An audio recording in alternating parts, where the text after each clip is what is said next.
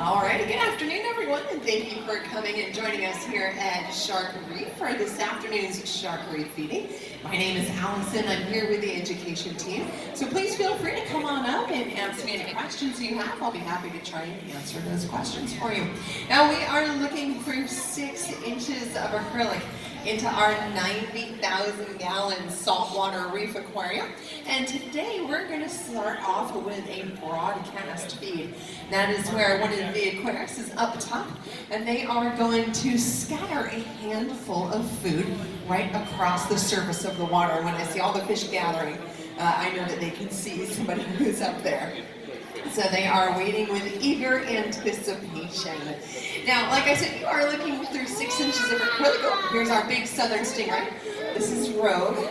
We get to see her belly here today. It's not something we often get to see.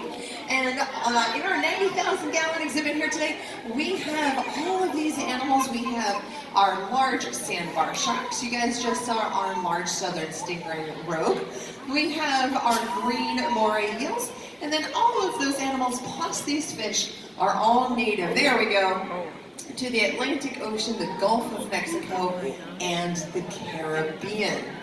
There we go. So now you can see just how fast some of those fish can swim when properly motivated. So we have put in a handful of food here today. We have some chopped up fish. We've got some krill. Let's see, what else can I spot up in there? It looks like a couple pieces of shrimp.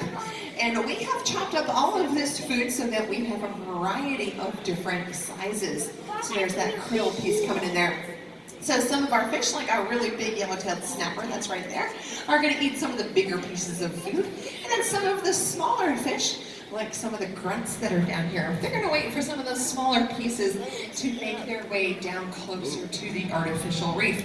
Now, one of my favorite fish I always love to point out is our porcupine and pufferfish. That's Mr. Prickles. And Mr. Prickles is not the fastest swimmer, but that doesn't matter. He still gets plenty to eat. In fact, he will often try to steal food from the sharks, which is maybe not the best idea ever. And the sharks have definitely let him know before that they don't appreciate having their food stolen. And one of the things, if you take a look, it looks like Mr. Prickles is chewing on something there.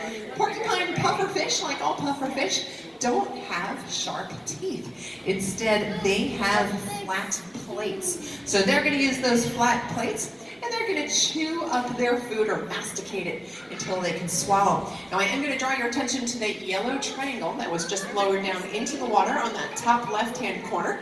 So if you're on that left-hand side, you might want to circle around over here to my side and make it a little bit easier to see.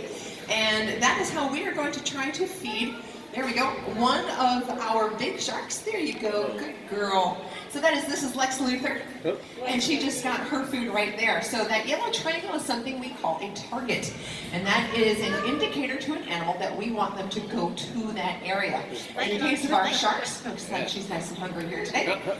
That is her feeding station.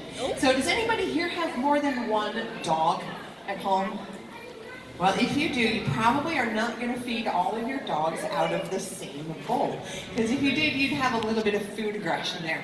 Well, the same thing can happen with the sharks if we have them feeding from the same area all the time.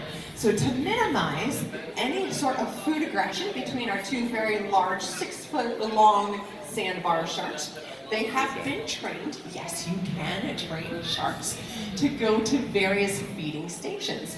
And there's Mr. Prickles. He's looking to see if he can steal food. No, not for you. All right. So the one shark with those really distinctive white body markings, that is Lex Luthor. And that yellow triangle is her station. Now the other sandbar shark, she's at the top right now, that's Magneto.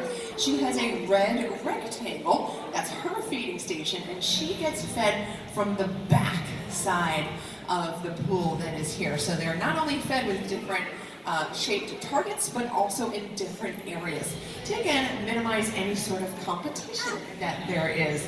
Now, did you guys know that, oh, it looks like they're feeding both there today. Did you guys, oh, no, that was you. You got the right food. So even though Magneto might come to that feeding station, that we only feed Lex Luthor right there. So how long does that take? How long does that take to train them? How long does it take to train them? It kind of varies. So they picked it up fairly quickly. So they get to associate that target with food. So it's kind of like if every time you want to pretend to be my shark? Huh? You want to pretend to be my shark? All right, can you stand up for me? We're going to play a little game. All right, you ready? All right, what is your favorite candy? I know, we just had Halloween. This is a tough question. Suckers. All right. All right, so pretend that every time you touched my hand, I gave you a sucker. Ready? All right. There's a sucker. All right? Huh? There's a sucker. There's a sucker. There's a sucker. See, it happens really quick. Good job. All right, so just like with them, they will learn to associate things together really, really fast, especially when it's that positive association. I see. So showing them their different targets was pretty easy. They didn't have to start off with having both of those targets kind of together, because we many years ago did feed all of our sharks from the same area. So then they got to showing them those different ones, but they picked it up really quick. Great question. All right, any other questions for me today? Besides our guest shark, yeah. My favorite shark. Your favorite fish is sharks. You know my favorite fish is sharks too. And sharks are a fish. Do you know what makes them different from most other fish? Yeah. Can you go like this? Wiggle your ear. You know what your ear is made out of that makes it wiggly? It's made of something called cartilage. Can you say that word? Cartilage? Cartilage, very good. So it's made from cartilage, and a shark's entire skeleton isn't made from hard bone. Their whole entire skeleton is made from cartilage. So that's why they look really bendy and really flexy. It's because their whole body is kind of like your ear. It's made from cartilage. Whereas most other fish, like these fish down here, they're bony fish. So they have hard bones, like your do. Yeah, but they are a type of fish. They're called a cartilaginous fish. Yes. How do you know how much food to feed them? How do we know how much food to feed them? So it is based on an approximate size and weight. So there's a formula that we have for that. Now we do feed them a little bit more and a little bit more often than they would eat out in the open ocean. You want to guess why we feed them more? Yeah. So that they're not spoiled? No. What do you think if they would do if they got a little too hungry? Devour. The other fish? They would say, well, I'm hungry and you're here, so do we want them snacking on their roommates? Cannibalism? No, we don't want them snacking. So here's the cool thing about sharks. People think of them as really aggressive predators, right? Yeah. They're not. They're lazy. Did you know sharks are some of the laziest predators out there? Yes. Do you know what sharks prefer to eat? You think they like to prefer things that are healthy or things that are dead or injured? Dead or injured, right? So that's why they're really good at smelling what smell? Blood, right? Because if they can smell blood, that means something is dead or injured, and it's going to be really easy for them to eat. So as long as we keep our sharks pretty well fed, they will usually, I do say usually, leave all of these fish alone. Yes? What would make a pufferfish like? Oh, good question. She said, what would make the pufferfish puff up? Well, that is a defensive adaptation that they have. So would you want to eat a basketball covered in 2-inch long spikes? No. Well, neither does most anything else. Heck no. So if they feel threatened, like they think something's going to eat them, they go slurp in a whole bunch of water. They blow up like a water balloon, okay? And then it makes all their little spikes stick out. All right. And then when they're not scared anymore, then they can let all that water back out. What type are electric eels or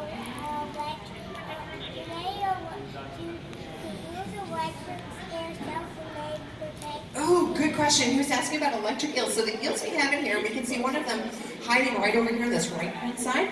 We have green moray eels. So they are not electric. So electric eels are only found in fresh water. And you know why electric eels produce electricity? Yeah. Why? I was not expecting that.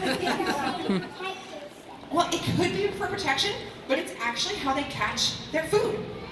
Yeah, so instead of having like claws to catch it or big sharp teeth, they just come up close to something and go, and they zap it until it doesn't move anymore, and then go and then eat it up. Yeah. Why do starfish look like a real star? Why does starfish look like the real stars? You know, 5 is a pretty common shape in nature. Yep. So isn't that really cool? Alrighty guys, well thank you all so much. You've had great questions here today. Thanks again and enjoy the rest of your time here today at the Greensboro Science Center. And subscribe to Xana 1000.